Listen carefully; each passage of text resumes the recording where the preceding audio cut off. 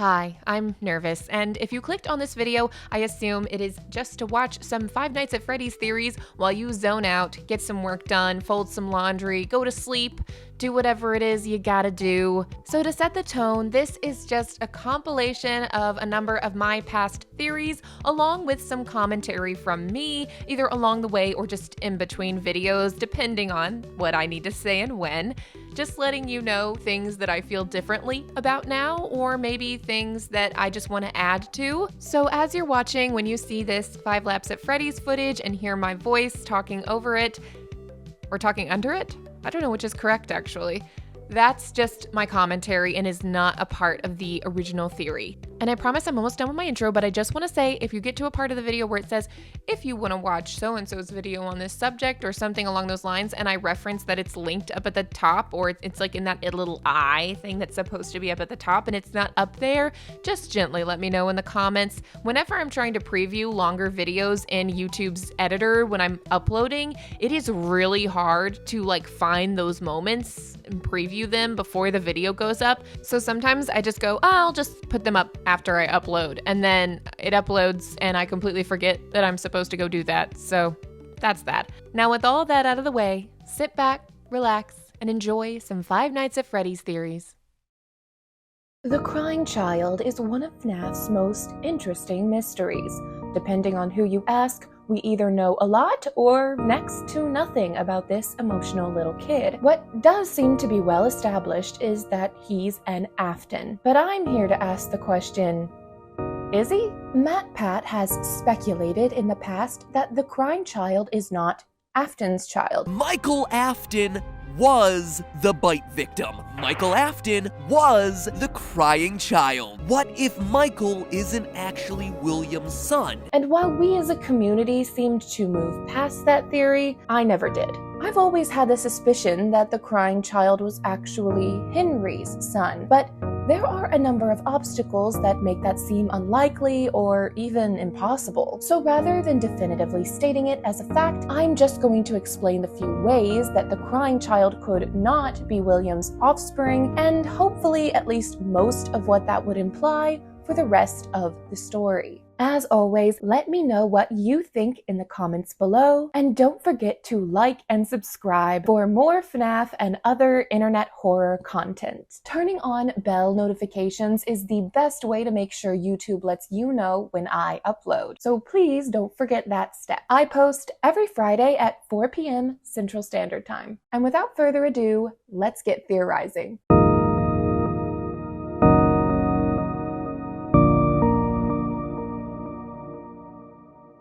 I am starting with kidnapping partly because I believe there is the most amount of evidence to support it, but also possibly even more evidence to refute it. It's also kind of the easiest to explain. So let's start with the supporting points and then we'll move into the potential issues. William Afton's proclivity for kidnapping is a recurring theme within the FNAF universe. It is suggested by the Toy Chica the High School Years cutscenes from Ultimate Custom Night that William kidnapped at least some of his victims. We also know that the Funtime animatronics that are presented as William's creations have abilities that would be able to assist in kidnapping. Outside of the games, we have 2 examples of William Afton literally kidnapping Henry's child, one explicitly and one implicitly. In the FNAF movie, it is shown that Mike Schmidt's younger brother Garrett was kidnapped by William Afton when he is very young and Mike is about 12 years old. While it is not explicitly stated in this film that Mike's family is Henry's family within the movie universe, there are a number of implications laid out in the movie that allow us to reasonably assume that Henry, or the movie's version of Henry, is Mike and Garrett's father. At the very least, he is a father who had such a sordid past with William Afton that Afton would be driven to kidnap and kill Garrett, then go on to hire Mike as a security guard just to toy with him. However, in the Silver Eyes novel trilogy, it is explicitly stated that William kidnaps Henry's child. While the child in question is Charlie rather than crying child, we are once again introduced to the notion that Henry has multiple children.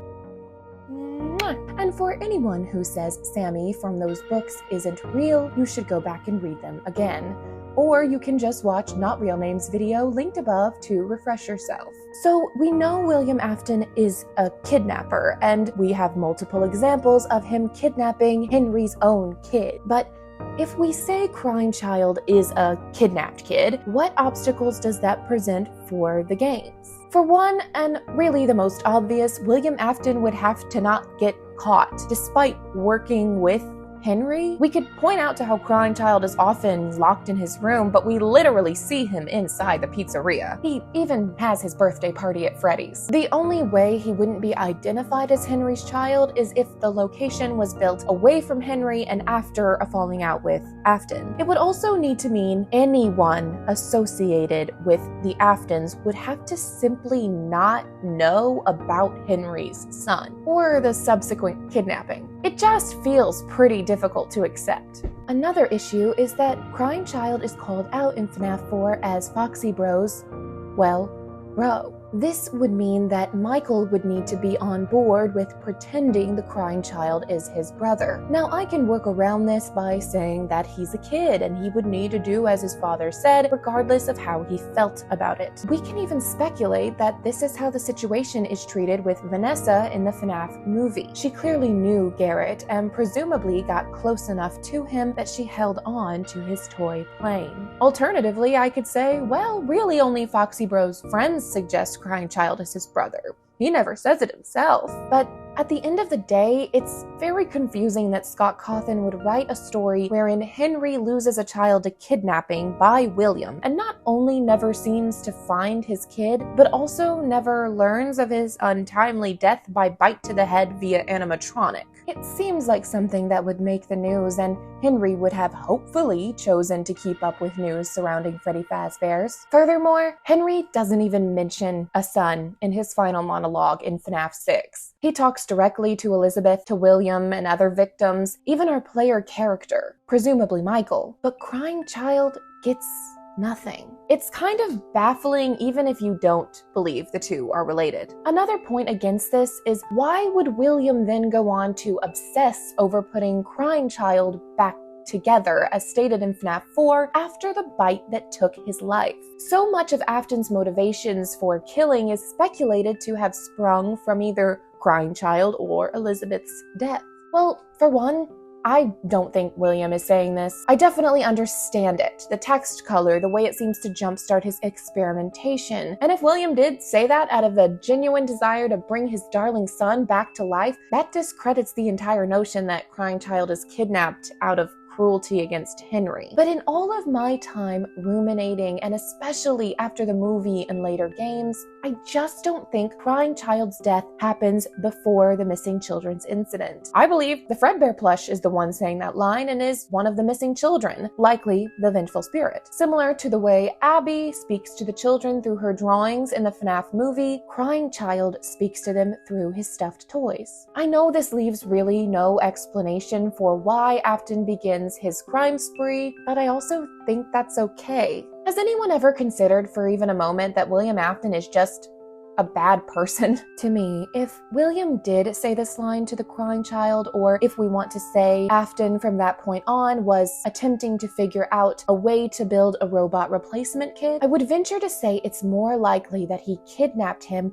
with the purpose of experimenting on him. If I'm right about the missing children's incident being first, then Afton simply happened upon the effects of agony, or just possession, depending on your school of thought, entirely by chance. The other possibility is that Charlie is the first death, and William learns about the possession of the puppet, then goes on to kill to try to learn about it. Basically, there are other options. It doesn't have to be that Afton is mourning the loss of a dear child, but I get it. We want him to have a sensible motivation, and Crying Child's death feels right. This is such an interesting case for me because I would find this to be the most simple and satisfying solution, but I can't ignore the points against it. While I could write this off right here, there are some other options we need to consider. And now for my first piece of bonus commentary. In this section of the theory, I talk about how I believe the crying child is not the first death in the series, and that William was potentially already killing before his son or kidnapped victim passes away. However, upon a lot more reflection after making this theory and taking feedback from you all in the comments, I don't think I believe this anymore, but I do remember holding these beliefs pretty steadfast. I just don't know anymore if it's likely. I think it's more likely that the crying child did die before the missing children incident happened, but I am going to stick to my guns on the fact that it makes so much more sense for the vengeful spirit to be the one talking to crying child rather than William Afton talking to him through a walkie-talkie. That is always going to bother me, even if it's the truth. I'm not going to deny the truth because I don't like it, but all of this time later, despite the evidence, it still frustrates me, and it's really hard for me to accept the idea that he is being talked to via a walkie-talkie. I just don't like it. All right, we'll get back to the first theory now. Now, in all honesty, this was my first inclination about Crying Child, that he was adopted by William after Henry took the fall for the missing children's incident and left behind a son. I can imagine your first question is, so he took in the Crying Child but not Charlie? Well, there are possibilities regarding that, but first, we need to examine why this could have happened. As we know, someone was arrested and charged for the missing children's incident, as stated by the FNAF 1 newspapers. And while the Silver Eyes novels suggest that this was William, we don't know that that's how it played out in the games. The evidence in the FNAF 1 newspaper clippings suggests that footage identified the man responsible for the murders and the suspect was charged with the crime, but that the bodies were never recovered. Then Help Wanted 1 tells us nothing was proven in a court of law. And in Silver Eyes, William was released due to lack of evidence. Here's the thing though, assuming William was the one arrested in the games, this just doesn't make a lot of sense. Sure, maybe the bodies weren't found yet when the suspect was charged, but later the animatronics are said to be leaking mucus and blood. I cannot imagine it would have been a long stretch of time before that discovery was made, so it feels incredibly sketchy to suggest that William's entire stint in jail and full trial came and went. He was found innocent and released back into the public before the bodies started smelling and oozing. Unfortunately, there's honestly plenty of precedent for police not taking missing minors with no bodies seriously in the 80s. But it was often in cases of teenagers who they could just say ran away, or minorities that cops really just weren't concerned with. But this is a case of 5 missing children, young kids. So the police were probably investigating. So the idea that the police were looking into the crime, and they smelled rot and death in the pizzeria and found mucus and blood coming out of the animatronics, but were unable to find the kids? It's a hard sell. And let me remind you, if we're saying William Afton is in jail awaiting a court date, and Henry is still around and continues to try to keep Freddy Fazbear's open, you're telling me he never inspected the animatronics? Just not even once. After years of trying to keep the restaurant open, despite all of these complaints by the health department, it's just difficult to buy. Not to mention the idea that there's no other evidence at the crime scene or in William's home that would link him to the disappearances. Can I accept that Scott was just not thinking about all these story elements or considering the implications of these articles? Yeah, I guess I can. But to me, this is only valid if Scott never made later decisions to correct for that sort of unthoughtful storytelling. And that's okay. The game and its story didn't need to be perfect to be good. But the fact of the matter is that it just makes more sense for Henry to be the arrested suspect. That Afton framed Henry and uses the time that Henry is awaiting trial to do away with any evidence that would link him to the crimes. And Henry is found not guilty because there really is no evidence linking him to the incident. William could have even used this time to establish a good alibi, lawyer up, and clear his own name in the public eye, it would also have created an opportunity for him to take in Henry's child during such a difficult time. But okay, let's say there's no question William Afton is the one that's arrested. All that means is that William's name is cleared, and people's attention would reasonably turn to the other owner whose restaurant has continued to smell like decaying bodies, since I guess Henry is just a negligent business owner. Or he skipped town entirely and left the restaurant for Afton to take care of when he got back, which would also draw suspicion. We know the restaurant was closed during the trial and investigation. Business likely wasn't going to be great anyway. Henry abandons the whole operation, and when suspicions turn to him, he finds himself in a position where he can no longer care for his child. Perhaps he was overcome with guilt about what he allowed to happen. It's also possible that he could have been arrested after William was found not guilty. Or maybe there's something about Henry we don't know. Some dark something that would have led him to make the unfortunate decision to leave the crying child in Afton's care. But that might be a story for another day. Let's turn our attention to Charlie. Why would William adopt crying child but not her? Well, on one hand, maybe he did adopt both, and she's just already been killed by the time we see crying child in FNAF 4. There is an empty, mysterious girls' room in the Afton house. And while I'm aware it has been speculated to be Elizabeth's room, I am of the mindset that Elizabeth is a later addition to the Afton household. I'm well aware that there is evidence suggesting that Elizabeth comes very early in the timeline, and if you find this point completely moot because of that, super fair. Totally fine by me. I just cannot move past the evidence that Baby and the Fun Times do not look like they were in use before or in tandem with the original FNAF characters. I can accept advanced tech existing in the 80s, but not that advanced. And yes, I know there is a Mangle or a disassembled Funtime Foxy in the room. To save time, the existence of one Funtime in development does not equate to the whole fully realized Funtime gang being up and running in the early to mid 80s. And in the book, Charlie plays with her father's animatronics as toys. I'll admit some green would be nice to drive the suspicion home, but we weren't associating anyone with the color green when FNAF 4 was released, so it's possible it just wasn't a consideration at the time. There's also a chance that Charlie is the first death, before the missing children's incident, as people have speculated, leaving only one child for William to adopt. In this version of events, Charlie is killed and the person responsible is never found. Henry is already grieving, and it would have potentially caused Charlie's mother to fall out of the picture one way or another. The missing children's incident happens, and it's the final straw that leads Henry to give up his child. It would mirror both the movie and the books in different ways. In the books, Robot Charlie is sent to live with her aunt after Henry chooses to stop existing.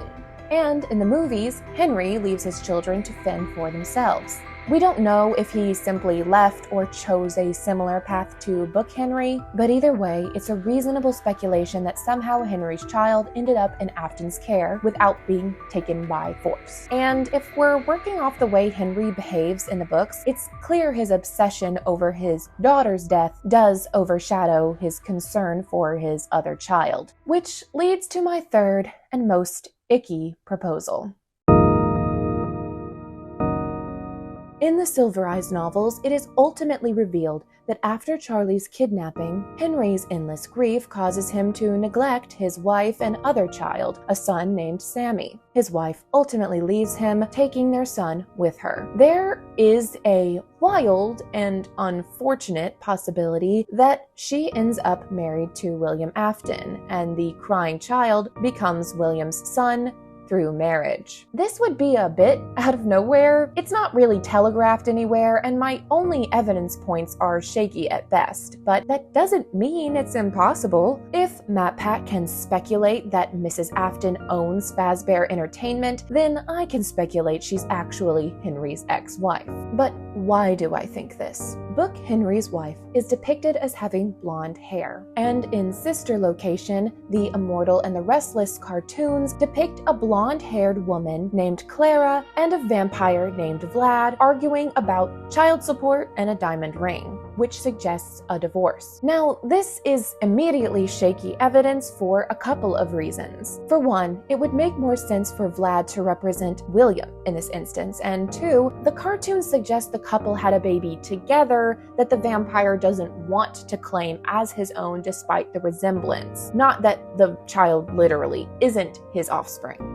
I don't feel I did the best job explaining this the first time around, so I am trying again to be a little bit more coherent. Basically, the reason the evidence is shaky is because the television show is about a woman and a vampire getting a divorce or seeming to already be divorced. It's very likely that the vampire doesn't represent Henry, and just showing a blonde woman getting a divorce isn't terribly supportive evidence to the idea that Henry and his wife were divorced in the game universe. However, I do think that it can support the idea that Henry's wife, at least at some point, got married to William Afton and then proceeded to get a divorce from him as well, because of the visual similarities between Clara and the wife in the Silver Eyes trilogy novel. Again, it's shaky evidence, but I just feel like I did a bad job presenting it originally, and I hope this makes more sense. If not, sorry. Back to the video.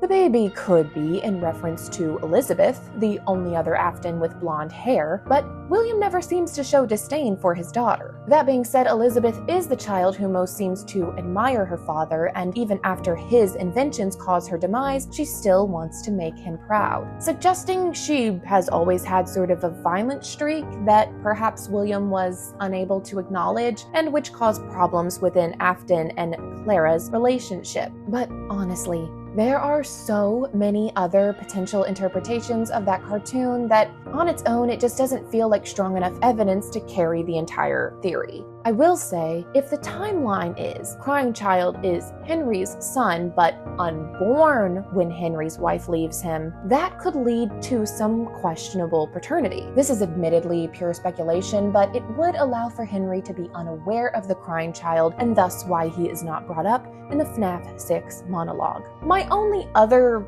evidence is the poster we see in FNAF 6 depicting what appears to be the Afton family, where the bear represents the Crying Child. It's worth noting that the bear is wearing a collar and a chain leash. This, to me, could symbolize his sort of forced connection to William. In fact, it could really work as evidence towards any of the proposed ways Crying Child is not a biological Afton. Regardless of how he became entangled in this family, it is clear he is not there of his own will. While the stepfather angle holds the least amount of weight, there may be evidence I'm missing that would help support the idea, so it's still worth mentioning as a possibility. Okay, I know that was a lot to go over, but I hope I was able to present it all fairly coherently. I think it's about time for...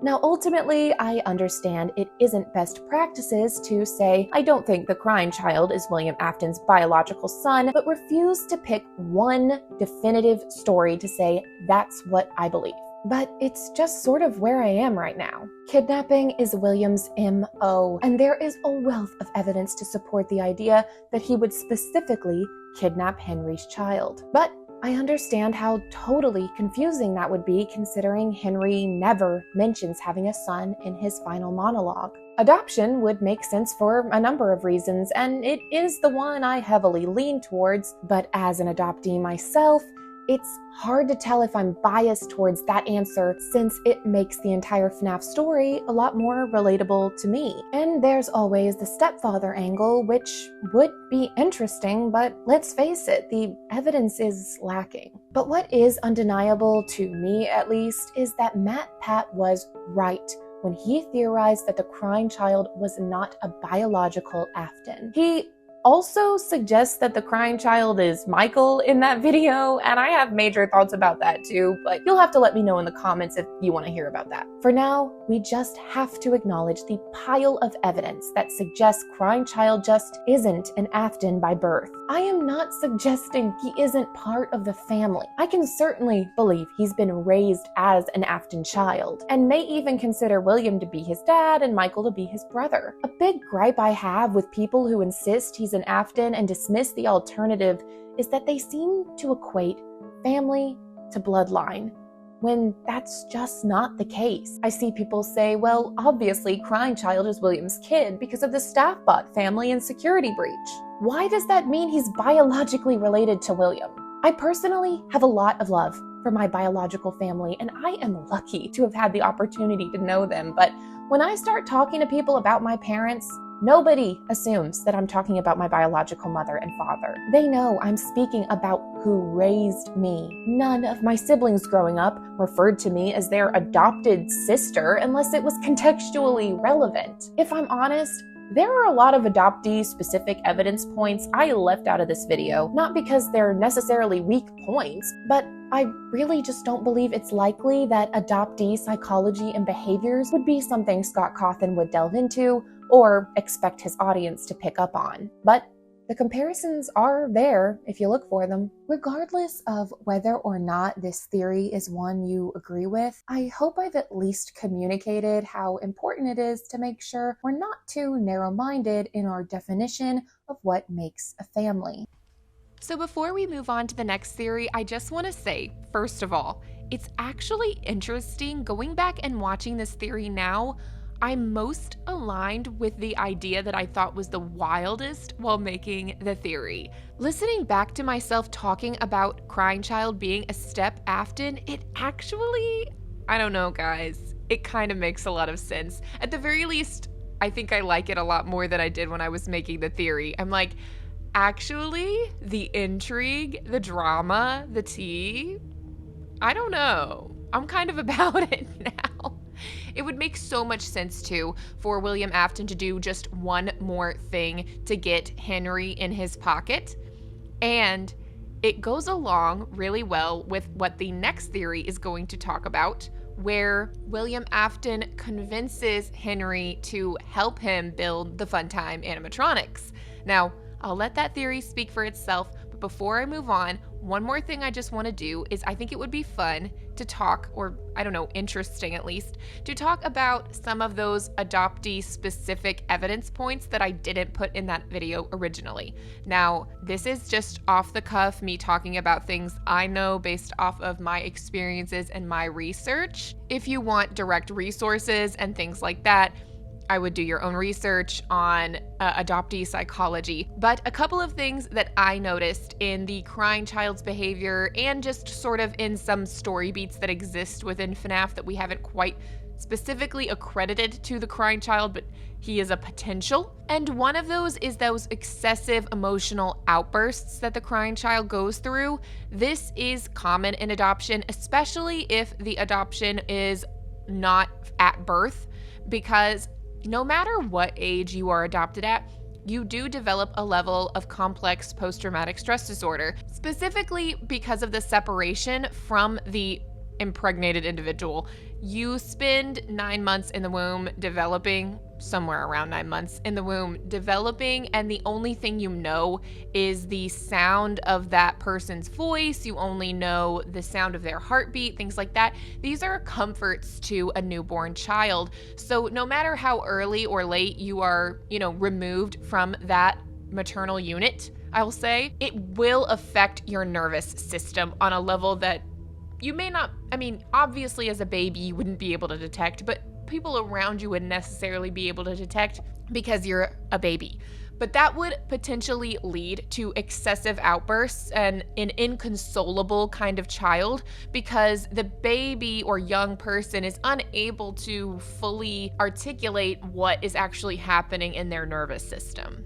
Another thing is the adoptee's propensity, if that's the right word, to running away. There is a higher percentage of adoptees who are runaways or attempted runaways. And we do see in the FNAF universe an instance where a child does break out through a window and does run away, and it seems like a pattern of behavior for that child. Now, is it confirmed that that is specifically the crying child? No, but it is a possibility, and I would say a large one, that the child who escapes through the window is in fact the crying child. To be fair, and for transparency, I also think there's a lot of evidence to suggest that it is Michael who is the one who is the runaway, and then the mom is the one who is sitting on the couch in that scenario.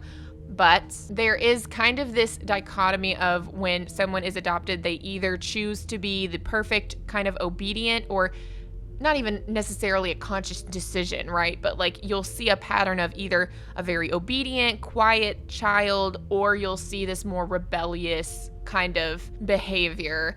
And again, that's all related to the complex post-traumatic stress disorder and any other sort of mental health complications that come along with being removed from that initial family.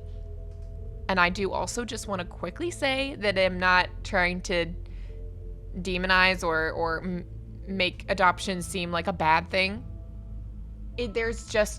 It's complicated. It's like, it is a complicated subject, and that's a lot of why I left it out of the video, because objectively, I don't think that's where Scott Cawthon's head would ever be at, but I do think they're interesting points, and I just found it interesting that while I was making this theory, those things kept coming up, and I was like, oh my goodness, actually he does kind of act the way we would imagine an adopted child would react. All that being said, some of those behaviors also make sense for a child of divorce. So take what you will from that, and now we'll move on to the next theory about Henry and Lefty. Hi, I'm nervous, and today I will tell you a story. A story about a man who lost his child and became very sad and lonely. He was approached by a friend who said he knew a way for him to see his child again. All he had to do was follow his friend's instructions, and they would find his child together. He did just as his friend asked, creating a spectacular music box that his friend said would call his child home. He went to sleep after a long night's work, but when he awoke, his friend was gone. He had everything he needed from the lonely man whose sleep would not come to again so easily. Hi, quick interjection. I know it's early, but some people in the comments were confused when I first uploaded this video. That is not a real Candy Cadet story. I put text-to-speech in with the voice, and that's where that came from. It's not a real Candy Cadet story. It's just a narrative device I used to set up the theory. Okay, on with it. Do I have your attention? If not, I can do the air horn thing again, but I would rather waste no more time getting into today's theory, where I will be discussing the origins of Lefty.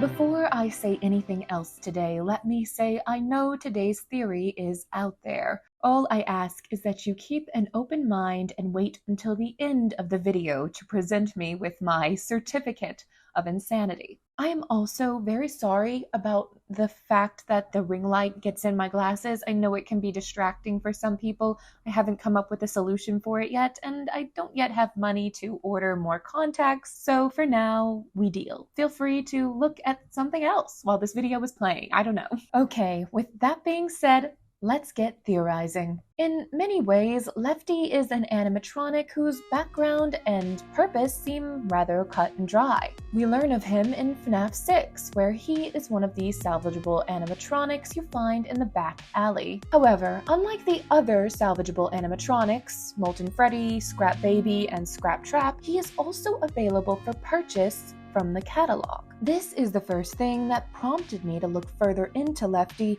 but we'll come back to that detail in a bit. It is later revealed that Lefty is a vessel for the puppet, and seems to have been created specifically to capture her. The blueprints we see in the insanity ending of Pizzeria Simulator give us the meaning of Lefty's name, which we learn is an acronym, L-E-F-T-E.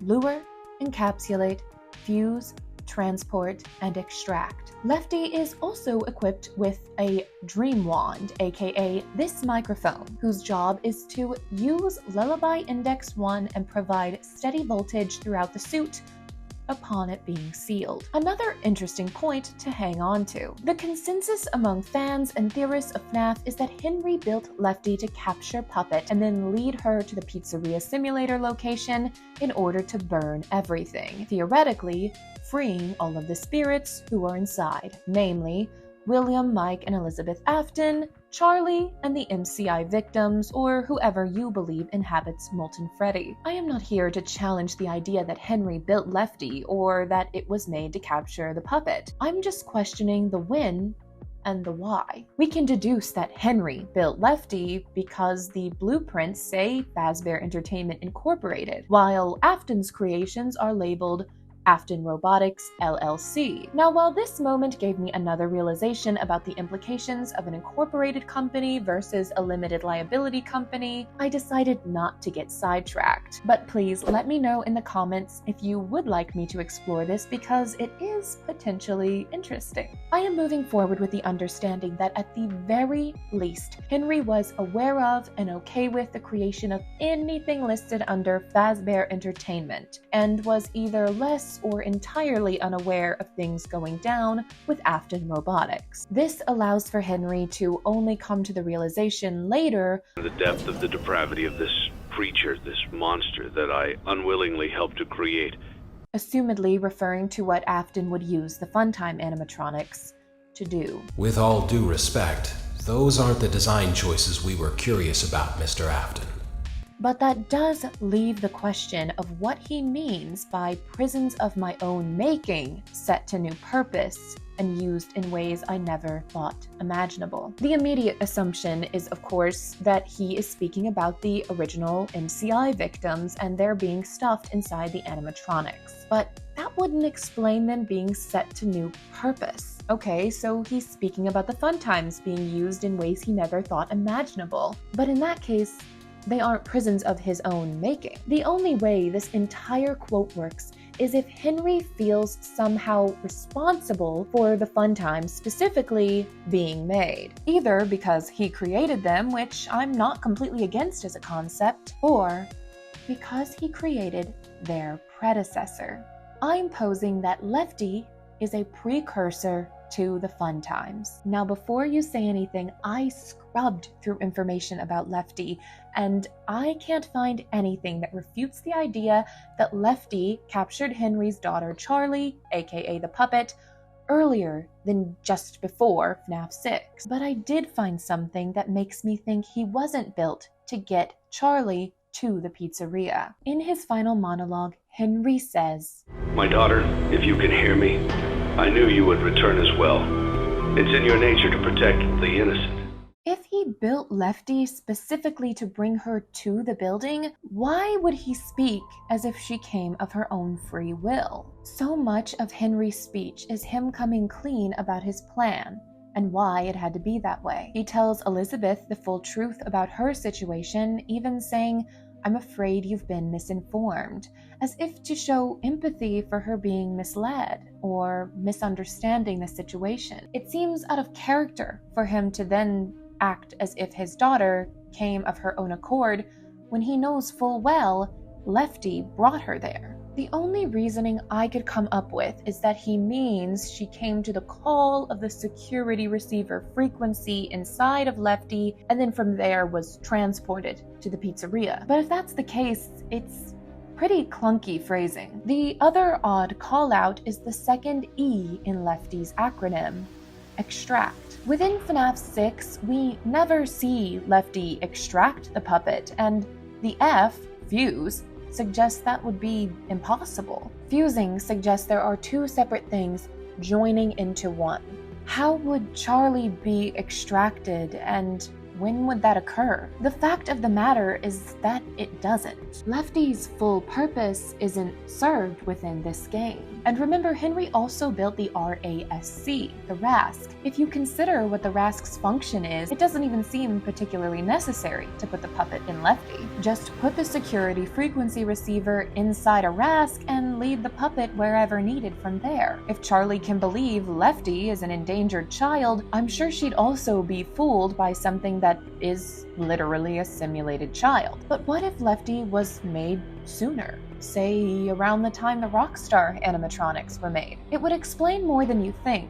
Something that's always bothered me about the Fun Times is that William has never been characterized by his technological or engineering prowess. That was always Henry's end of the business. William was a brilliant marketer and businessman, but not an inventor. So how would he be able to build these advanced animatronics with mechanisms for luring, capturing, and transporting children? Well, he learned it from Henry. This would explain why Lefty can be purchased. He's an official animatronic, unlike the others. It would even explain the extraction function of Lefty. It wasn't to extract the puppet from the animatronic. It was to extract the remnant from Lefty, now that the puppet's soul had been fused to his metal. Now from here, one has to ask, did Henry learn about Remnant and build Lefty in order to experiment with bringing his child back to life?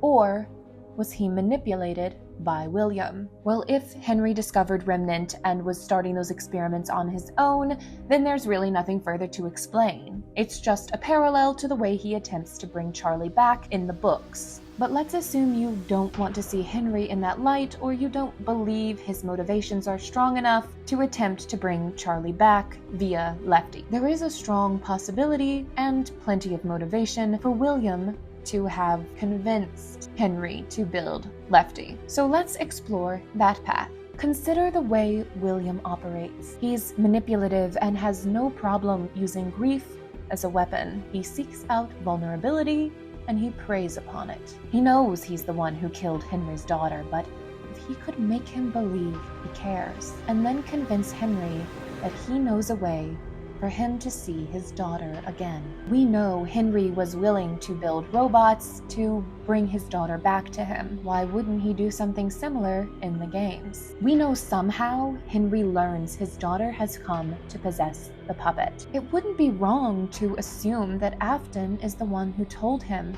and even convinced him that the puppet was erratic and would need to be subdued with some steady voltage running throughout the suit once Charlie was sealed inside. Let's encourage baby to cheer up with a controlled shock.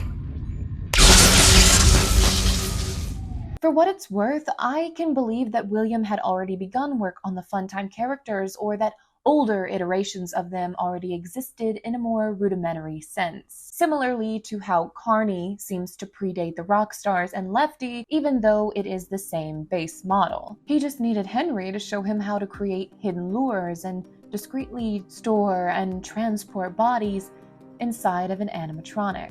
And it isn't as if this would have needed to happen immediately after Charlie's death. William could have spent time studying how and why the animatronics became possessed, dealing with legal battles, hiding his crimes.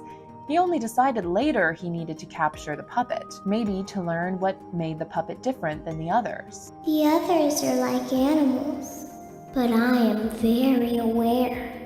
Or to use her essence to help create Baby, who also seems more aware than the other Funtime animatronics. But regardless of what William wants from the puppet, what he needed from Henry was the know-how, and he got it with Lefty. Whether he convinced Henry to make this animatronic, or because Henry went down a similarly dark path when he lost his child. So that's the story.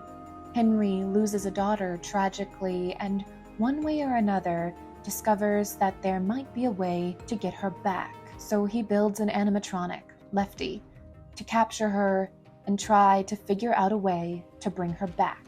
Or, at the behest of William, believing that his friend wants to help him, only to be betrayed and left empty-handed. William takes Henry's plans, then forms Afton Robotics, leaving him to sit in the ruins of his closed pizzeria. It wouldn't be until years later that Henry would come to understand the truth about the fun times. Maybe he catches wind of what happened at Circus Baby's Pizza World and Elizabeth's untimely death. Perhaps he's drawn back by rumors of strange creatures rummaging through the garbage. However the truth unfolds, Henry takes it upon himself to bring all the animatronics back and try to set everything right with the FNAF 6 fire.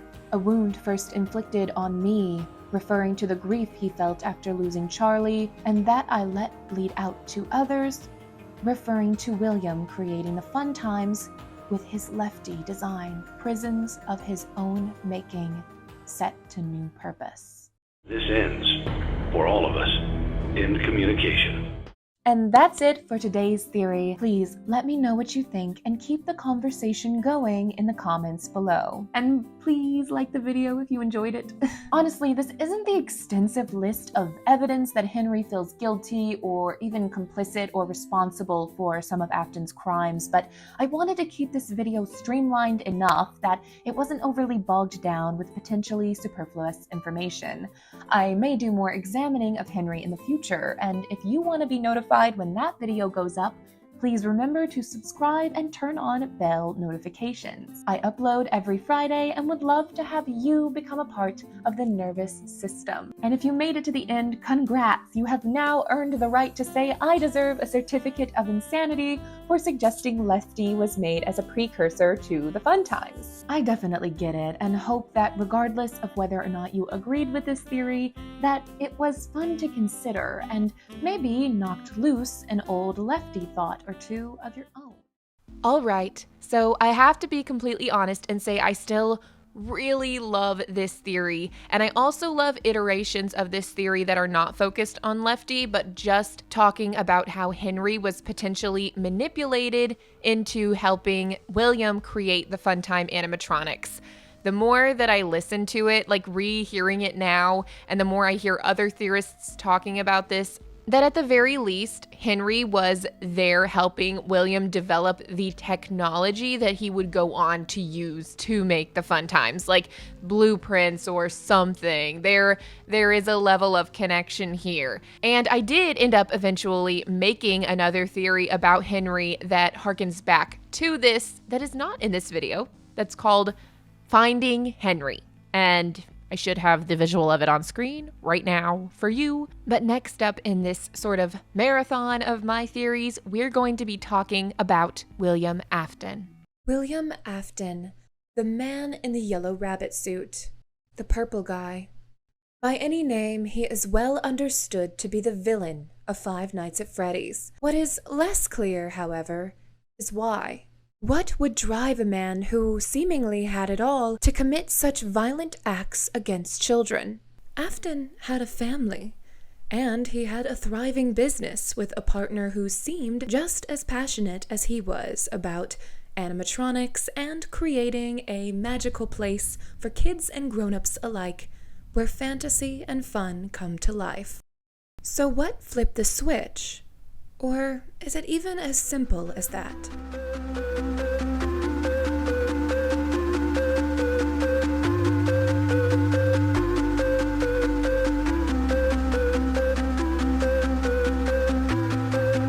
Some have posed that Afton didn't need a reason. He's the bad guy. He's evil. He killed the kids because he wanted to, and he kept killing because he wanted to cheat death. It's as simple as that. But that isn't very satisfying, is it? Why is that? We see this phenomenon play out in real life all the time. We want tragedy to have a meaning. We want to know why someone would choose to do something as permanent as end another person's life. True crime is a genre born from that exact question. Why did they do it? This has caused many to view Afton's story in a very different light. They see crying child's death and say, he must have been heartbroken. They look at the way Henry's grief consumed him in the Silver Eyes novels, causing him to push away people in pursuit of a goal that ultimately he realized he couldn't achieve. Death is forever, a lesson William could never seem to learn.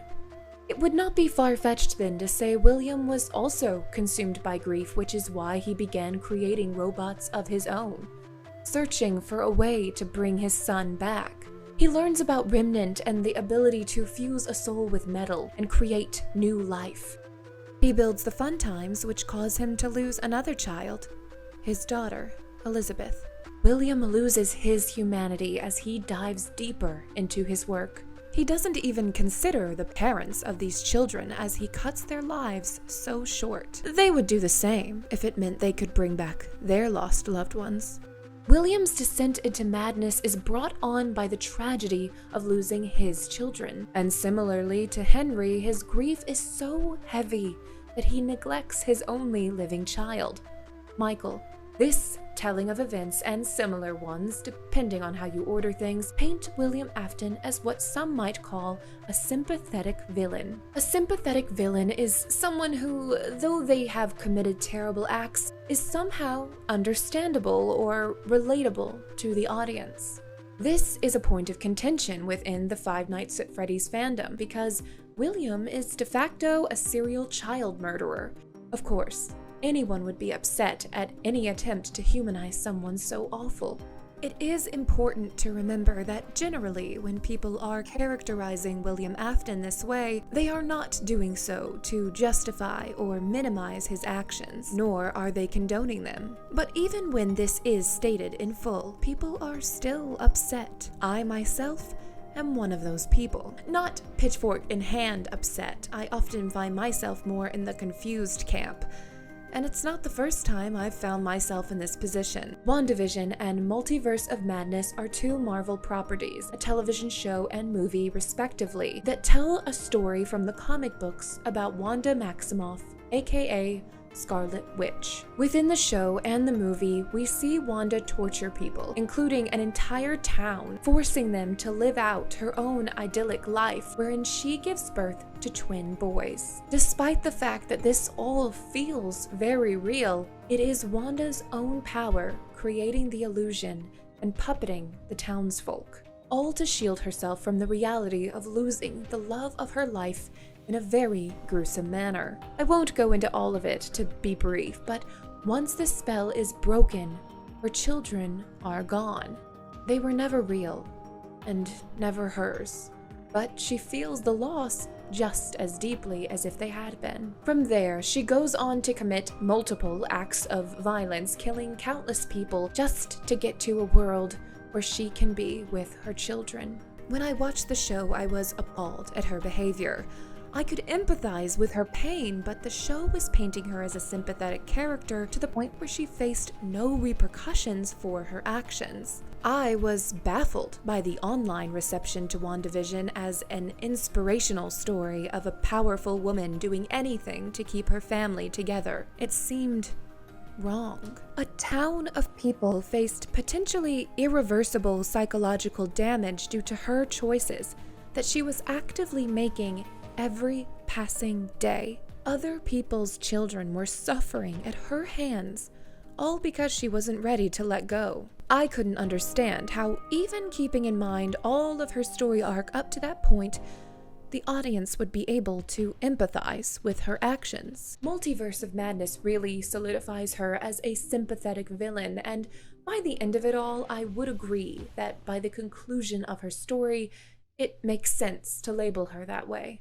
But back to the matter at hand. Now that I am no longer a casual viewer of FNAF, but someone who dedicates a fair bit of my free time to the franchise, I've begun to see more of this discourse about Afton and his motivations.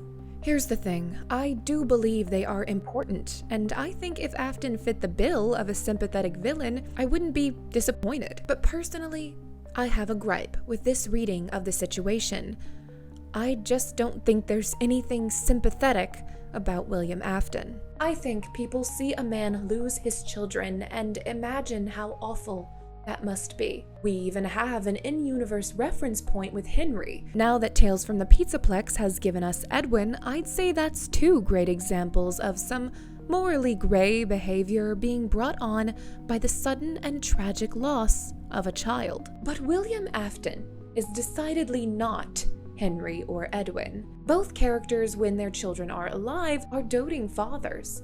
They are absorbed in their work, certainly, but they recognize their children's need for attention and connection, and they do their best to provide in the ways they know how. To say they are shining examples of parenting would be a stretch, but they are given characteristics that show their love for their children, that make the anguish they feel after losing that child believable. They feel guilt and shame over it that they struggle to overcome. William, in all his iterations, is never shown interacting with his children in a positive way. The closest example we get is him telling his daughter Elizabeth not to go near Circus Baby. And it's worth making note that even though Scott hired a voice actor for William Afton for Sister Location, we never hear how he speaks to his daughter in these moments.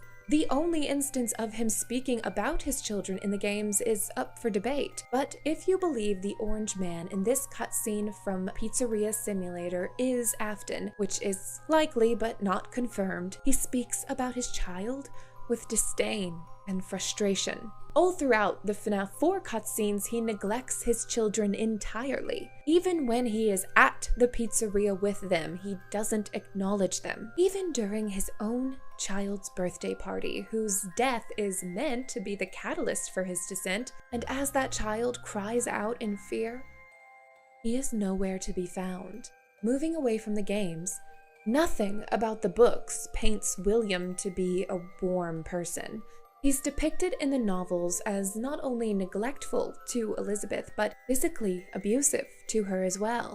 Even after she's killed by the animatronic she idolized, William does not soften at the loss of her. We do not see him grieve, and he treats Circus Baby just as poorly. Circus Baby is just a vessel for Remnant, and a devoted follower who is helping him with his experiments. And whether it's the games, books, or the movies, William treats his living children as tools at best and obstacles at worst. Michael is tasked potentially with cleaning up after William, but definitely with putting Circus Baby back together, just as his father asked. His reward?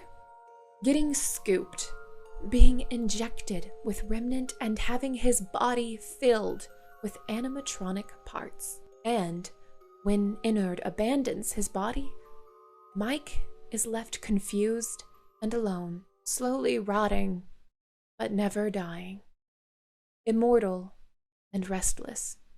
And regarding Vanessa, whether you believe she's human or not, she's the closest thing to a living child William Afton has in the film, and he treats her no better than the others. She's made to carry out any task her father places before her, no matter how grim. And whatever hold he has on her, it's clear she fears for her life.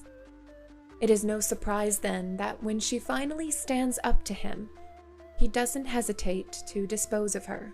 I believe there is more than enough evidence to say that William Afton is not motivated by a desire to reunite with his lost loved ones or recreate some beautiful family. I don't think he even wants to play pretend the way Henry seems to do in the novels with his young Charlie. No.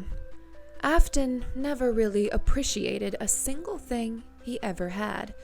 Not when he had it, and certainly not when he lost it. Afton's eyes only see what others have, and he views things and other people through the lens of what they can do for him. He needs to be in control of his environment, and everything around him should be at his disposal. But that still leaves the question: what motivates William Afton?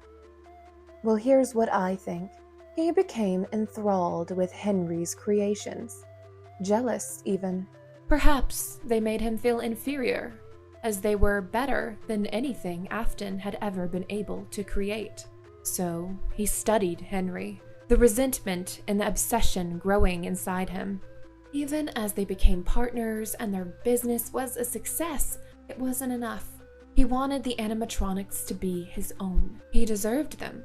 He built the business. He shouldn't have to share the success with Henry. But He knew he needed Henry, and that was infuriating to him. Maybe this is what caused him to lash out against Henry's daughter that night.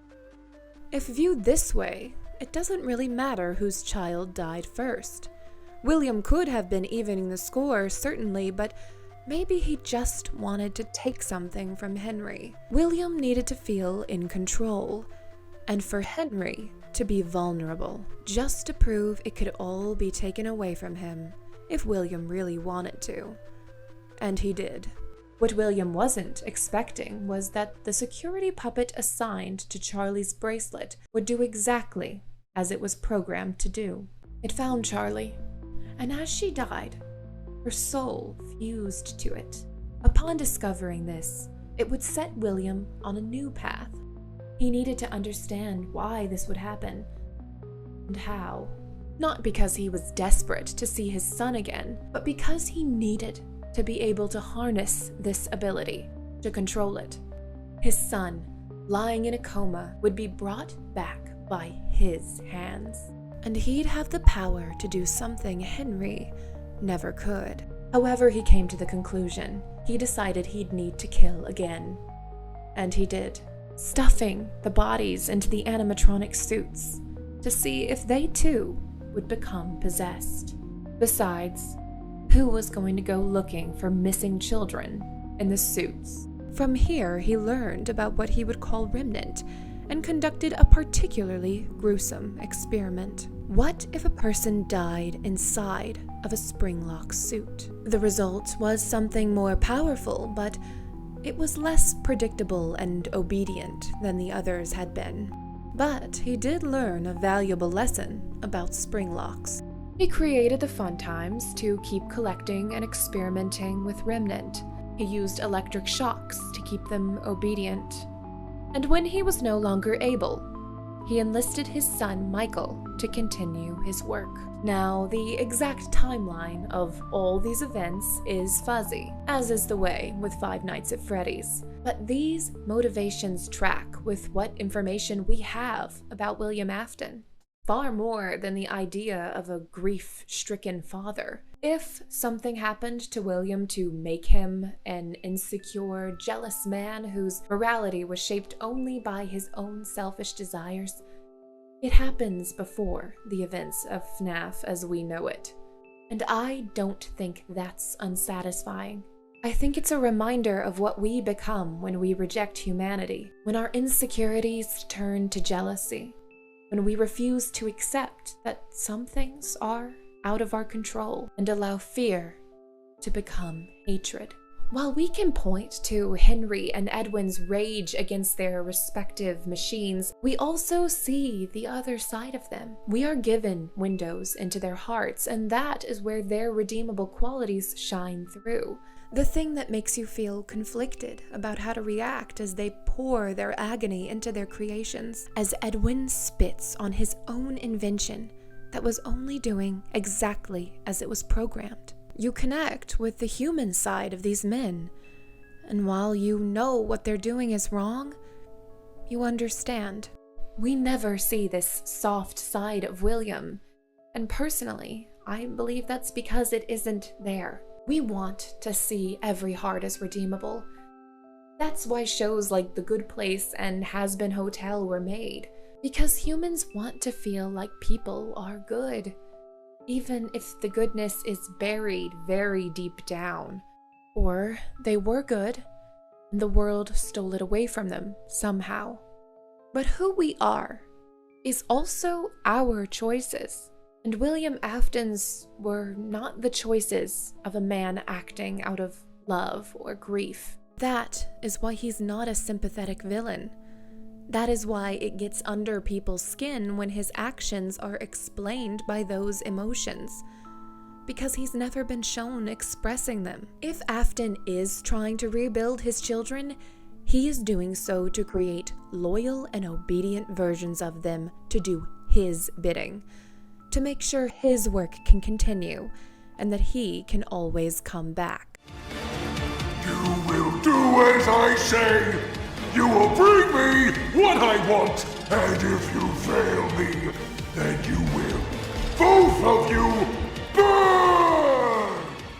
I can't say for sure that I believe this was the story Steelwool intended to tell with Burn Trap, that Vanessa and Gregory were the Afton children reborn as robots and tasked with slowly replacing William's body with animatronic parts injected with Remnant. But I am saying that we have multiple instances of this sort of thing happening across all of the book series, and the Steelwool games have felt more connected to the books than many others, especially Security Breach and Ruin, in my opinion. That being said, this video is first and foremost about Afton's motivations, and why I believe attempting to give him sympathetic motivations isn't necessary for solving the lore, nor do I believe it is in line with his character. William Afton isn't a monster because the world made him that way.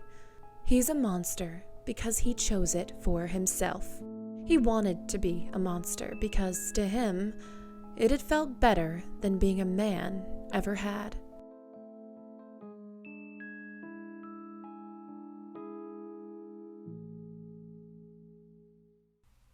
While I still agree with this assessment of William, and I haven't softened on him, I have softened on other people interpreting him in a way that I don't. Especially after reading the books more, and I don't just mean the books that talk about William, but the tales from the Pizzaplex books that have stories that, in my opinion, allude to the kind of person William was.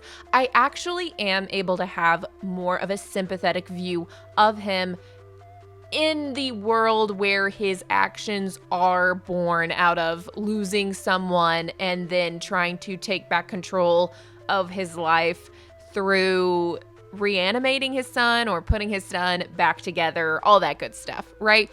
I am more sympathetic to other people, but I still don't believe that is where William's heart was at. I hope that makes sense. And funnily enough, after making this video, I did read B7, which is one of the Tales from the Pizzaplex stories that I do believe talks or is alluding to the potential of what William's childhood could have potentially been like. I'm using a lot of potentials because it's just kind of my thoughts having read the story. They do actually paint that picture that I was talking about in this Afton video where I said if something happened to William to make him like this and he wasn't just quote unquote born this way, then it happened earlier in his childhood. And that story, if it's making allusions to William's past or the way William's mind works, then that is actually the sympathetic kind of thing that would actually make sense to me. That he is this robotically minded person because of traumatic things that happened to him. Anyway, another observation I had going back and listening to this theory again, though, was if the entire theory I had about Crying Child being a stepchild to William Afton was actually true, it would make a lot more sense for him to have this sort of cold thought about Crying Child of oh, you're broken, I'm gonna put you back together. The idea that the only reason he ever saw any value in Crying Child was doing whatever experiments he was potentially doing. In my head, the thought is, oh, what if William Afton was always doing experiments on the Crying Child? Then we go back to the Fredbear plush that he's talking to Crying Child through and say, oh, that's William Afton doing experiments on the Crying Child, using his son, Michael, and using the Fredbear plush to sort of just mentally torture this poor boy. And I do think a lot of this is contingent on the order of deaths and things like that and what William Afton's motivations were. And it's if he was not motivated by trying to put the Crying Child back together, then what the heck was going on? There's a lot I feel I wish we understood more. And in my opinion, Secret of the Mimic is going to clear a number of things up for us about the early times of the franchise. Because if I'm right about the way that Scott Cawthon and Steelwool are starting to feel about Five Nights at Freddy's, it is that they are wanting to move out of the old and into the new era of the franchise. I think there is a potential or a possibility that they thought they could just do that with Security Breach, but because of the poor communication and just things that happened during the production of that, they are now discovering that it's not going to be that easy, quote unquote, so they're like, okay, we need to make Secret of the Mimic. We need to go back and like really give people a good conclusion to that other stuff, because it felt concluded, and something about that transitionary period with Help Wanted and Security Breach for a lot of us, I would imagine, it just didn't do the rebooting things that it needed to do. And maybe it did, and we missed it. And so they're doing Secret of the Mimic to be like, here, does it make sense now? But time will tell. And that's kind of where I'm landing on that. And speaking of that newer era of Five Nights at Freddy's, these last two theories are going to be about the newer games, and specifically surrounding Vanessa. What makes you so special? What makes you so special? What makes you so special?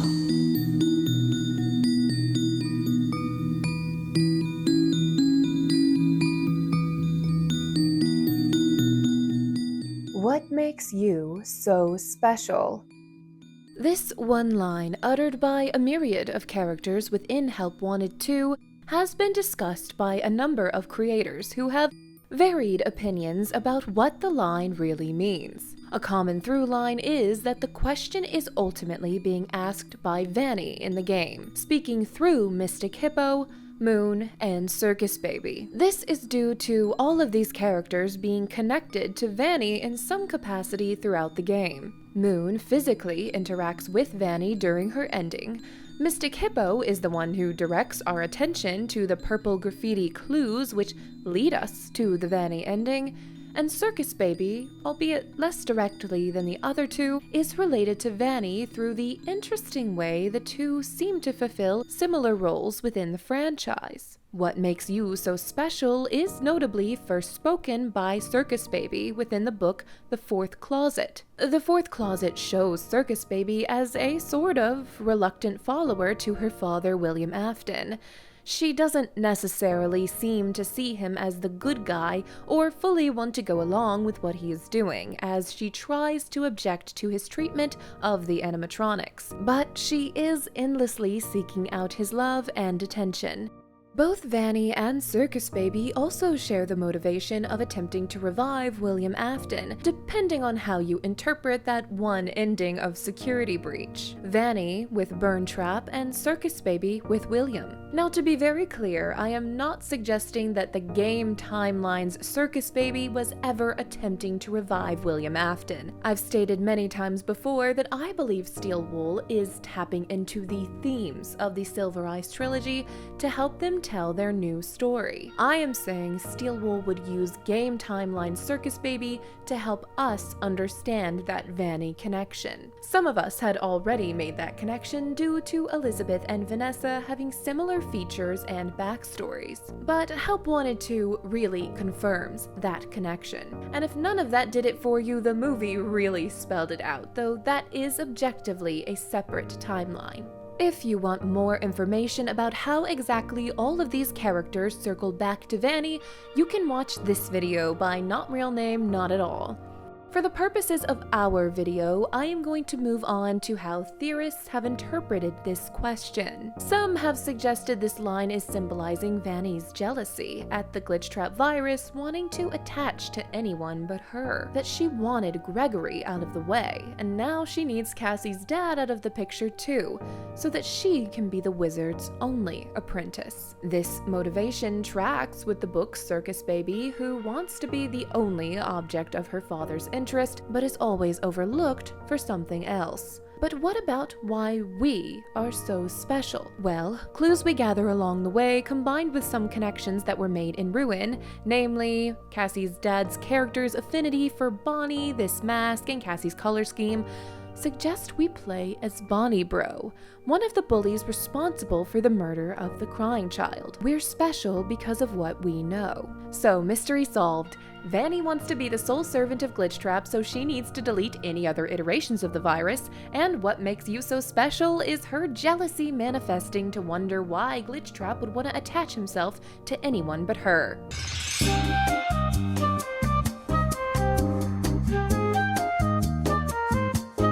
Of course, it's not that simple. What has bothered me so deeply about this interpretation is it goes against everything we have learned about Vanny up to this point.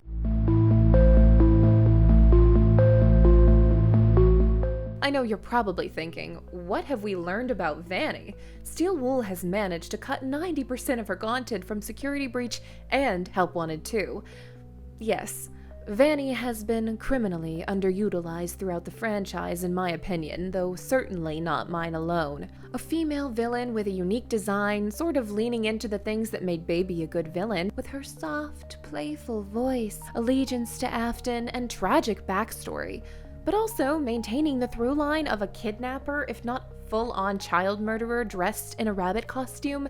She could have been a star. No, I'm a star! Please, I'm a star!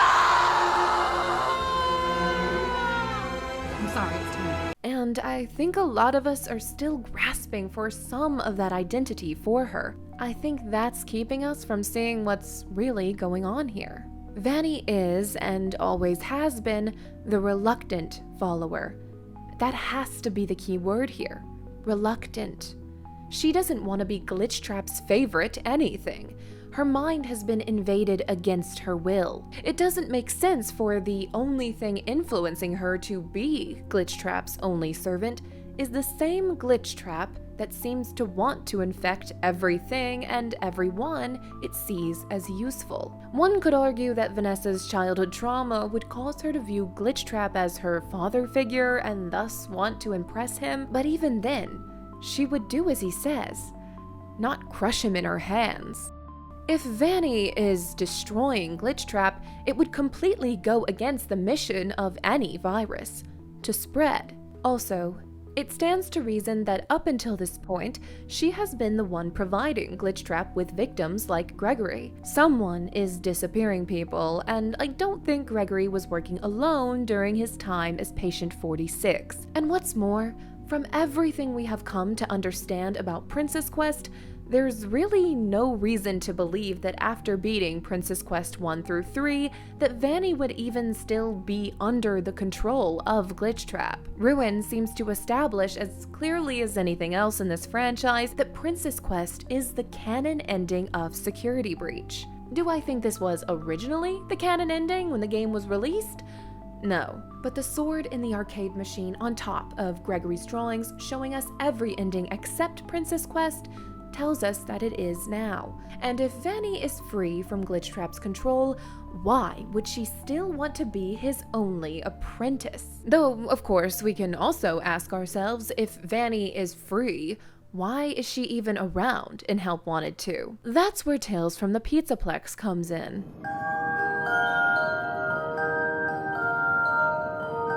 A prevalent theme throughout these stories is the concept of digital consciousness transference. You acknowledge that Fazbear Entertainment is not responsible for accidental digital consciousness transference. We see people find themselves in another reality of sorts. Even though their physical body is still in the real world, there is now a version of them that exists specifically in this digital realm. And in at least one instance, we see a character die in the real world, but their consciousness lives on. To me, that clearly communicates that even if Vanessa has left the Pizzaplex with Gregory and is free of the virus, her digital consciousness is still inside the system. This same phenomenon is also how I explained Cassie's dad, who I'm going to call Jeremy from here on out, still being able to influence things within the Pizzaplex even though I believe he is dead. Vanessa and Vanny have officially split off into two parts, and neither of them are bound by Glitchtrap anymore. Vanny, within the system,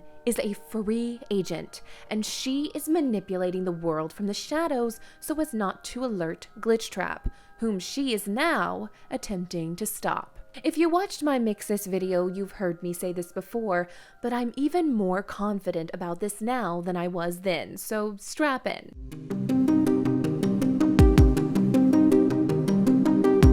Disclaimer, I am about to reference cut content in regards to this theory, but I am not using it as my primary evidence. I am bringing it up to refute a claim that is made with this cut content. There are cut lines that were found after Help Wanted 2's release that basically spell out Vanny's intentions to hide from Glitchtrap and get our player character to help her destroy the final piece of him. Pause if you want to read them all, but all we really need to understand this are the following lines. Act natural and don't say anything. Don't worry, they can't hear me. Find a place where we can talk safely. Don't help it escape. Only a small piece of this code remains. Look for my messages. They will guide you. These lines clearly spell out Vanny's intentions. She wants us to help her destroy Glitchtrap, and that's exactly why I believe they were cut. The assertion that Vanny was cut from Help Wanted 2 is an incorrect one. These lines being cut doesn't prove that the story of that game changed. They just made it way too obvious. So Steelwool Studios changed her lines to be way more cryptic and put them inside a talking hippo. The crystals reveal the path to those willing to listen. My crystals have a message for you. Some parts remain. Stay a while and listen. You must help. She needs you. Not only is Mystic Hippo voiced by the same voice actor as Vanny, but they even make her sound similar to Vanny with the voice distortion. Disassemble Freddy. She is here in this game the entire time, helping us from the shadows, leaving clues in her signature purple graffiti and creating a path for us to defeat Glitchtrap. Vanny needs us to play along with Glitchtrap so no suspicion is raised. That's why she hides the poppets within the minigames. To Glitchtrap, it still looks like we're just playing games and collecting the Fast Force figures, exactly as he wants us to. Vanny and Jeremy are working together the same way Henry and Mike did within Pizzeria Simulator, luring Glitchtrap out so he can be captured and defeated, leaving only the Mimic moving forward. But I'm forgetting something, aren't I? The line that inspired this theory to begin with. What makes you so special?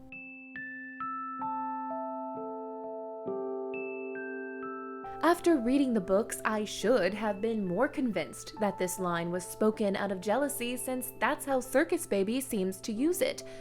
But after reading it and understanding the full context, I think I was overlooking the truth behind the question. Circus Baby isn't asking Charlie what makes you so special. She's getting angry with Charlie for asking the wrong question. The full line within the story is said after Charlie asks Circus Baby, "What are you?" Circus Baby replies, "The question isn't what am I? It's what are you? And what makes you so special?" over and over again. She then forces Charlie to ask the question, the right question. What am I? I find this line in this context fascinating for two reasons. One, because it shows that the question is one of self-discovery. And two, because it strengthens the argument that Steelwool is in fact showing us the Jeremy whose name has been showing up over and over again throughout this series. Vanny and the others aren't asking what makes you so special because they want to be special. They need Jeremy to ask himself that question. Why am I here? When am I?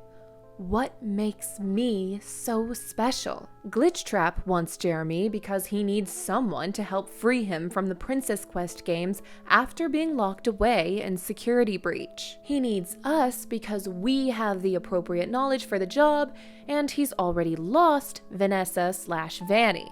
It needs you. Vanny needs us because we have the memories needed to understand what Glitchtrap is and why he must be stopped. She needs you. She shows us the way to the poppets and then to the graves. Maybe Jeremy has repressed these memories, or maybe he just really wanted to believe the propaganda put forth by Fazbear Entertainment. He wants to believe the bite of 83 was all that ever happened, that the murders that came after were just rumors. But they weren't. It is now Jeremy's turn to atone for his sins and play his part in keeping Afton locked away. It is a fair trade.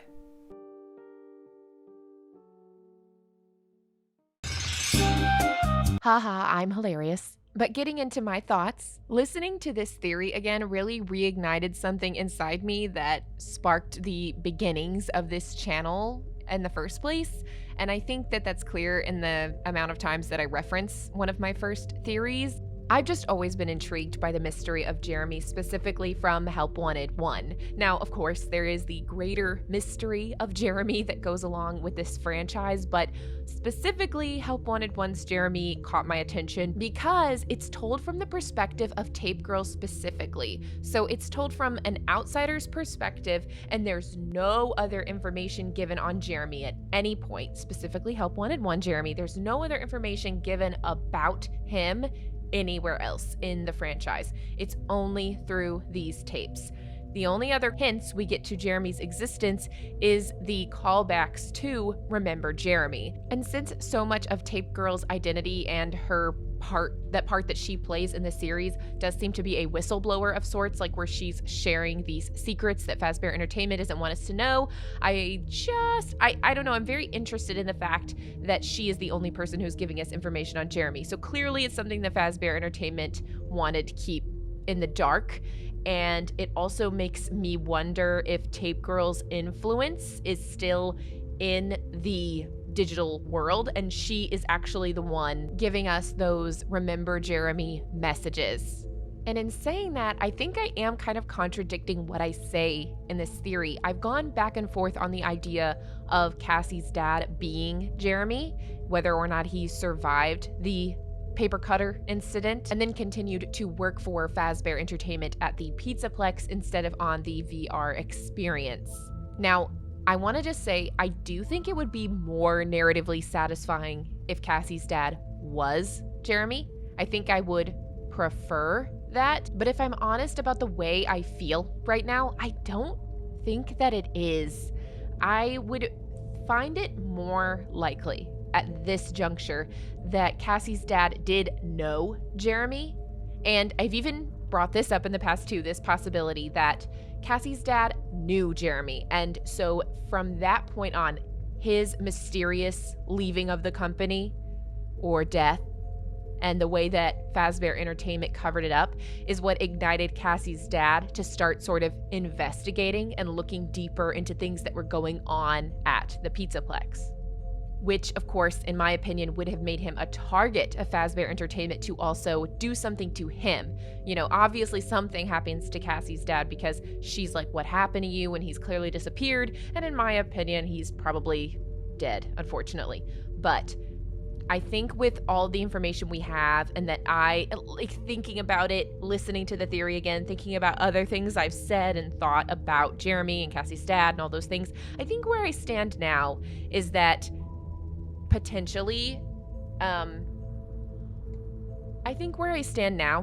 Vanny, now free from Glitchtrap's control, she's aware, obviously, of what happened to Jeremy. She would have heard those tapes too, and she's using that sort of Remember Jeremy messaging, potentially even in cahoots with Tape Girl or maybe Tape Girl's digital consciousness. There's a lot swirling around in my head right now, but I think potentially instead of saying that he is that person, that she's using those memories of his from his life to be like, remember what happened to Jeremy. You can't lose sight of the mission. Even in this moment, like we still have to take down this guy, this entity, this presence in the Pizzaplex to stop these bad things from happening. That's why you need to remember Jeremy. I hope that makes sense. But I think that's where I am now. And I actually, saying all this, I'm probably going to make a dedicated Tape Girl video now that all of this is coming out. So be on the lookout for that. You guys are getting the scoop.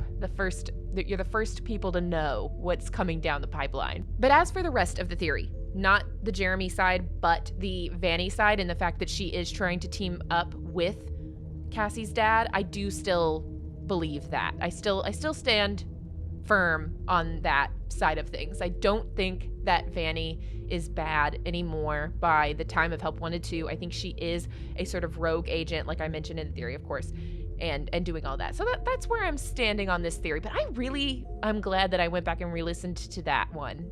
So far, I think that's been my favorite to go back and re-listen to. So with all of that put to bed, let's get into our final theory for today, which is also about Vanny, but also incorporates more of the Vanessa side of things. Ever since we were introduced to this unique rabbit mask in Help Wanted's Curse of Dreadbear DLC, FNAF fans and theorists have been trying to solve the mystery of who we would come to know as Vanny. However, during these years of theorizing, we seem to have lost the character behind the mask. Hi, I'm Nervous, and today I want to spend some time recapping what we know about Vanessa and the Candy Cadet story I think helps solidify her story. Please don't forget to like the video and subscribe to become a part of the Nervous system, and leave your thoughts in the comments below. I do just quickly want to say I know the 10-year FNAF anniversary celebration is coming up, so I want to make sure I mention that I will be covering as much as I can throughout the 8 days of August. Not everything is going to get a live stream from me, but you will see those scheduled as soon as I can make sure that I am available during the necessary times. The beginning of August is a busy month for me, but I'm going to do my best to cover as much as possible because, well, I'm excited. Now, without further ado, let's get theorizing. Vanessa A is, or was, an employee of Fazbear Entertainment who transferred from the Fazbear Funtime service in FNAF AR Special Delivery to the Mega Pizzaplex in Security Breach, both times listed as someone in the security department. It is also worth noting that she was not recommended for the security job at the Pizzaplex, but this was overwritten by an unknown higher-up in the company. It is also likely that prior to her working as a security guard, she was a beta tester for a VR game being developed by Fazbear Entertainment to help clean up their image as a company. Now, I'm going to break here just to say the timeline of events between Help Wanted, Special Delivery, and Security Breach are genuinely confusing to me. But as far as I can figure out, it seems a circuit board containing the glitch trap virus gets scanned into the VR game and everything starts going haywire in the beta testing phase of the game. I mean, they sent us that stuff in the first place with no explanation, told us to scan it. It was just junk. Circuit boards and things like that. Looked pretty old. Somehow though, there was usable code on some of it. It seemed to take hold by itself. Things started changing. But then, he started appearing. At least that's what Jeremy said. Assumedly, the project moves forward anyway, and Vanessa comes in to take over beta testing after the former employees are no longer able to. This is when she gets infected with the virus herself and begins doing Glitch Trap's bidding. After this, she moves into a security personnel position at the Fazbear Funtime service, though she only references her job duties as typing on the computers. It would benefit Vanessa to take on this position though, as it seems she is able to locate the circuit board containing the glitch trap virus, intercept a package from DBZ Shipping Solutions, and then replace it with one containing the infected circuit board. After spreading the virus further, she contains it by impersonating a member of tech support. I assume this is so she can go on to spread the virus to the Mega Pizzaplex, since that is where we find her in Security Breach fully realized as Vanny, and it is clear the virus is overtly present within the Pizzaplex. Okay, was it really necessary for me to lay all of that out for today's theory? Maybe not, but I wanted to for two reasons. One, to show how long Vanessa has been employed by Fazbear Entertainment and the lengths she went to even before she fully became Vanny to do Glitch Trap's bidding. And two, because if I'm wrong about this timeline, I want someone in the comments to please correct me. This is my official cry for help in understanding the order of events between these three games.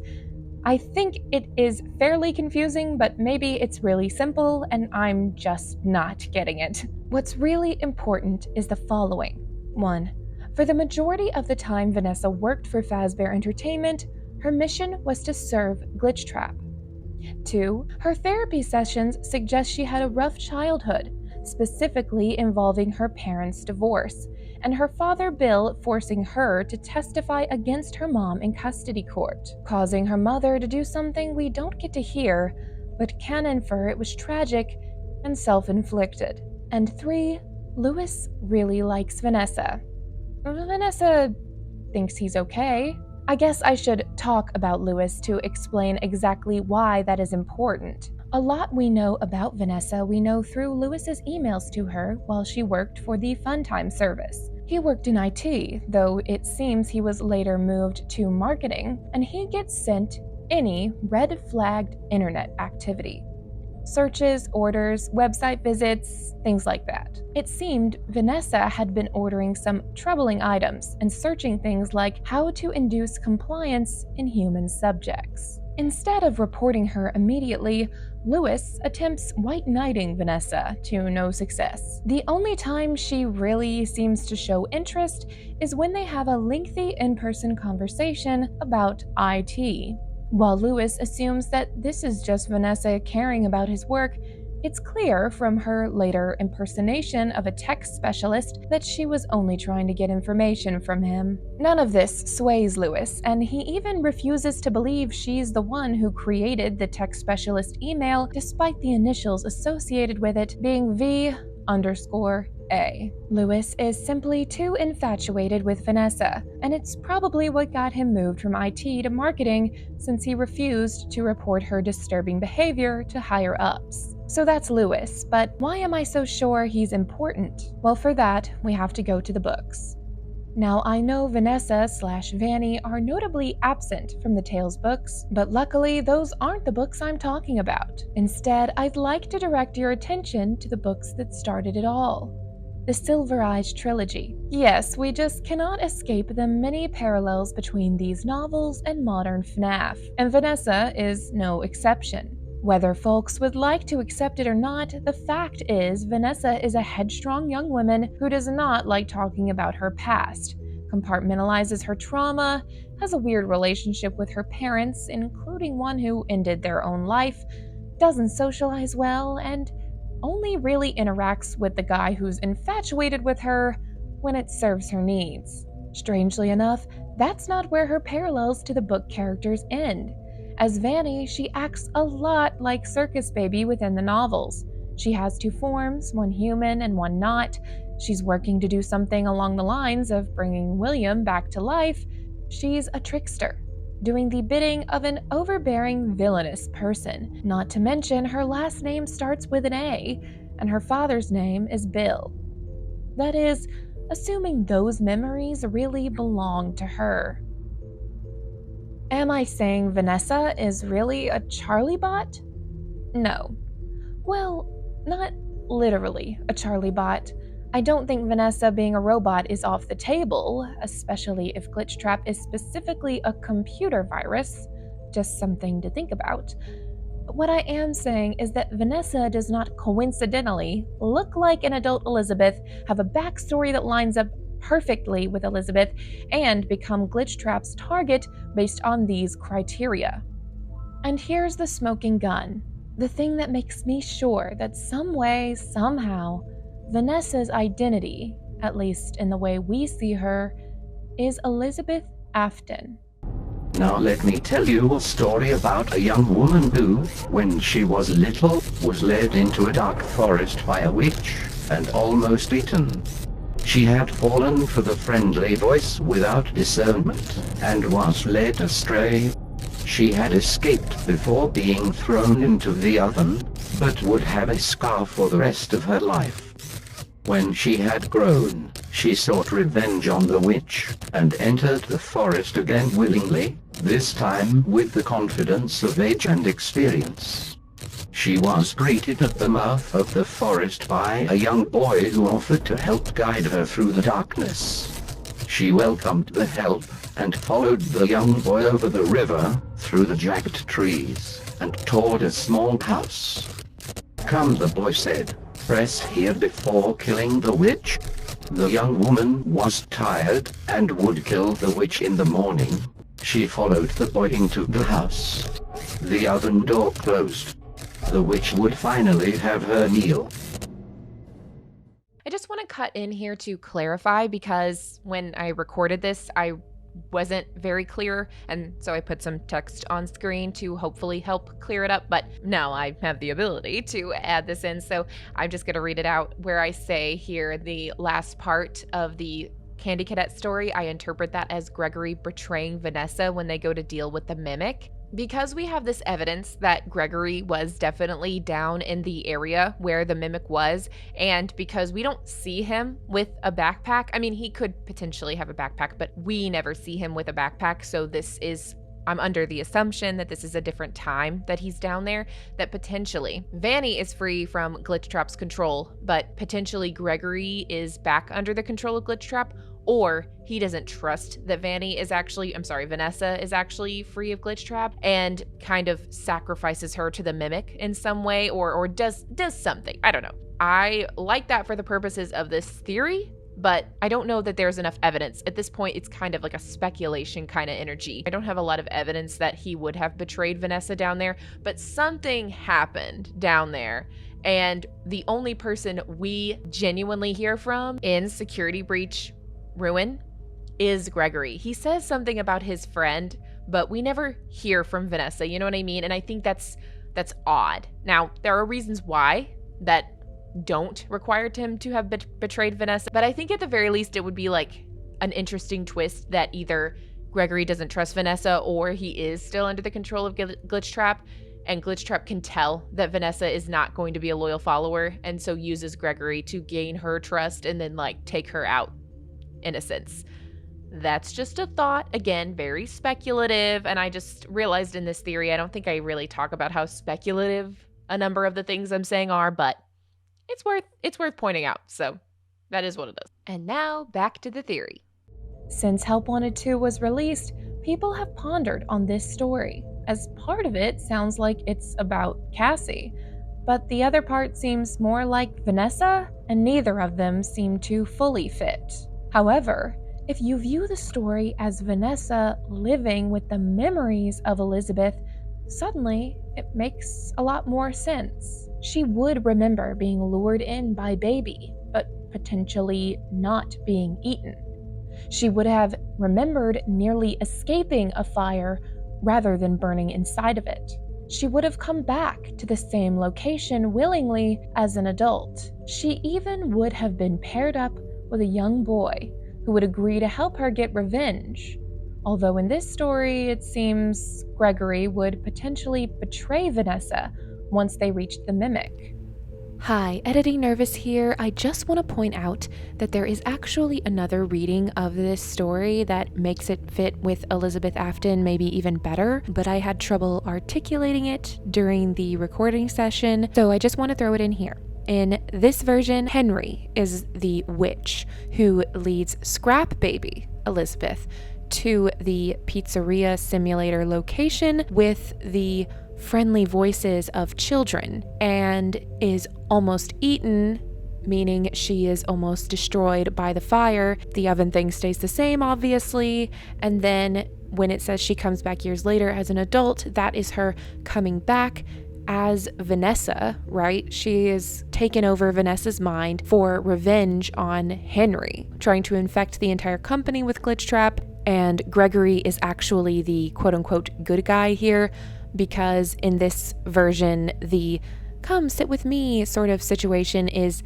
him separating Vanessa from Vanny, taking some power away from Elizabeth. And that is the witch finally getting her meal, Vanny being locked away inside of the system and foiled in a way. At least for now. We'll see what happens next. But that is my brief interruption to let you know the other interpretation of the story that in ways I like better but could not articulate at the time. Back to your regularly scheduled programming. Well, I don't think it's revolutionary to say Vanessa and Elizabeth are linked in some way. I think we have to really start accepting that it isn't just parallels in their stories. Vanessa is scared of dark basements. She loves flowers. I've already hammered home the childhood trauma parallels. We even see an empty girls' room in FNAF 4 during what could have been when Elizabeth's parents were fighting over custody of her after their divorce. And when you consider Glitchtrap's ultimate plan and what he needs to accomplish it, it makes a lot of sense why he would want Vanessa to have the personality of his most loyal child, Elizabeth. However, from what we can see at the end of Security Breach, assuming the Princess Quest ending is the canon one, Vanessa and Vanny split into two separate personalities. Vanessa, the physical person who we may not know at all, and Vanny, Elizabeth, who is now a free agent inside of the Pizzaplex.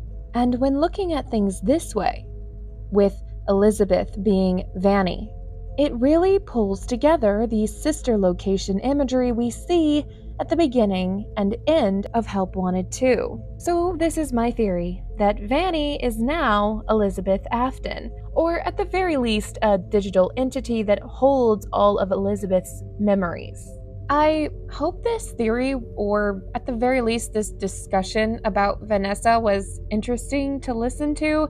I really wanted to dive in deeper to these ideas, but I got really hung up on those FNAF AR emails, and I really am hoping someone in the comments can either confirm that the way I'm interpreting them is correct, or help me read them the correct way. Ultimately, it made my brain hurt, and every time I looked at this script, I would just get really frustrated with the FNAF AR emails all over again. So I guess in a way, this is just me putting this to bed. I just wanted to get out the idea that Vanny is Elizabeth because it's been in my head for a really long time, and I wanted to say it, and I think that Elizabeth/Baby's presence is really prominent in Help Wanted 2. I think Vanny's ending is really connected to the baby imagery and the sister location imagery, and it's so strange to me that she's not being introduced back into the story. So to me, if she's Vanny now, that would be a really great way to introduce her back into the story, refresh her. I don't know, if something is happening there. It would mean the world to me if you would leave your thoughts in the comments below so we can at the very least start a discussion about this. I'd also love it if you'd like the video, subscribe to become a part of the nervous system. I go live on Wednesdays and Fridays every time I can. There have been some times lately where I haven't been able to, but go ahead and turn on the bell notifications so that you get notified when I do go live and when I upload, which is once a week. All right, time for my final bonus content thoughts, having re-listened to this Candy Cadet/Vanessa theory. I remember the headspace I was in when I wrote this, when I was researching this. There was some discourse going on at the time about whether or not Vanny specifically was a force for good or evil or bad, or some moral gray area inside of Help Wanted 2. And I'd previously, as you heard, made a theory talking about, and really just have been on the train for a long time about Vanny being a force for good inside of Help Wanted 2, where she used to be an antagonist, but now she is a protagonist, or at the very least on the side of good and trying to do right. But there was discourse right on the other side of things, and I wanted to allow my mind to play into that and go, okay, if that's the case, how does that make sense? What would that look like? And this is where I ultimately ended up. The idea that Elizabeth's consciousness had been inserted some way, somehow, into Vanessa, and Princess Quest broke those things off into two sides, Vanny being Elizabeth and Vanessa being herself again. There are obviously, as pointed out in the theory, a lot of connections that make this make sense. However, listening to both theories back to back, I do think I'm still on the side of Vanny being a force for good in Help Wanted 2. That does, however, bring up the possibility that I just got my facts in reverse. Now, that I think weakens some of what my theory just now was. I would have to go back, look at evidence again, and form more complete thoughts on this. But right off the bat, just listening to this theory again, I had the thought, what if Elizabeth was somehow able to escape through Vanessa's mind of sorts? Like, she's escaped the digital world and now is in full control of Vanessa's mind, and Vanessa's consciousness is trapped inside of the digital world that exists inside modern FNAF. that when Gregory was playing Princess Quest, he thought he was freeing Vanessa of Glitchtrap's control, but really he was freeing Elizabeth from Vanessa's control, in a sense. And thinking about it like that, it actually kind of smooths out some of the rough edges of how Vanny is now a force for good, when before she was the alter ego of Vanessa that was like the bad side of things. This would also potentially make sense of Gregory's behavior in the Ruin DLC, where he has his friend Cassie, who he leads all the way down to the Mimic, and then betrays her at the very end of the game. If Elizabeth is in control and is the friend that Gregory is talking about, maybe she would lead Gregory to betray his best friend, because she is still on the side of Glitchtrap and potentially by extension the Mimic. I really like that idea. I'll have to sit on that more and see if anything comes from it, or if it's just me spitballing and thinking of stuff, because sometimes when I am quote unquote theorizing or thinking about FNAF, I do find myself in a camp of looking for things that are narratively satisfying or just would be a cool story, but don't necessarily have all of the evidence to back them up. And I think with that, I'm done for today, and I appreciate you coming on this little ride with me, as you potentially have seen these theories for the first time, and I am reminiscing on things for the first time in some months, depending on how long ago the theory was uploaded. It's not often that I go back and watch my own theories and listen to my own voice, but I think a lot of good came from this. So I hope that if this video was meant to help you go to sleep, that you're not even hearing this right now. And if this is just background noise for you and you're at this point, I just want to say thank you so much for watching. If you liked the video, consider hitting that like button that YouTube so graciously provides to let the algorithm know that this is content you're interested in. If you're new here, consider hitting the subscribe button and becoming a part of the nervous system. I upload videos every Friday and go live on Wednesdays and Fridays. But if you can't wait, there are videos on the screen right now just for you. Okay, bye.